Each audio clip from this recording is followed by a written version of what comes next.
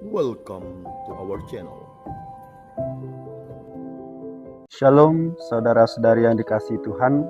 Jumpa lagi bersama saya Frater Ariberto dalam Riak Sabda edisi 26 September 2025. Ada sebuah pepatah bijak mengatakan engkau baru benar-benar mengenal seseorang bukan dari apa yang ia katakan tentang dirinya, tetapi ketika engkau mengalami kebersamaan bersama orang tersebut. Seringkali kita mengaku mengenal seseorang, padahal kita tidak tahu sama sekali apa yang ada di dalam dirinya. Demikian juga halnya dengan iman. Kita bisa tahu banyak tentang Yesus, mungkin dari membaca buku, membaca kitab suci, mendengarkan perkataan orang mungkin, dan mungkin juga melihat atau membaca tafsiran-tafsiran tertentu. Tetapi pertanyaan yang penting ditanyakan adalah, apakah aku sungguh mengenalnya secara pribadi atau secara personal? Yesus dalam bacaan Injil pada hari ini bertanya kepada para muridnya. Dia mengatakan, kata orang, siapakah aku ini? Nah, pertanyaan ini bisa dijawab dengan gampang karena hanya mengulangi pendapat dari orang banyak yang para murid ketahui atau yang para murid dengar.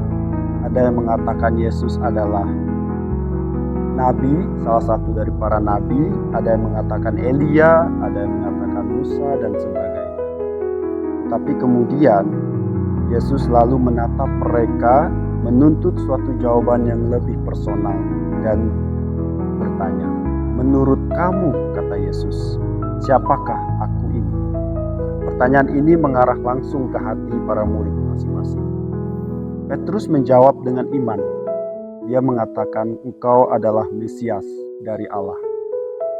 Sebuah pengakuan yang benar, tetapi Yesus segera menambahkan bahwa Mesias itu bukan juru selamat yang berkuasa, populer, dan dipuja, melainkan Mesias yang kebalikannya, yang dihina, yang disiksa, ditinggalkan, dan dijauhi orang.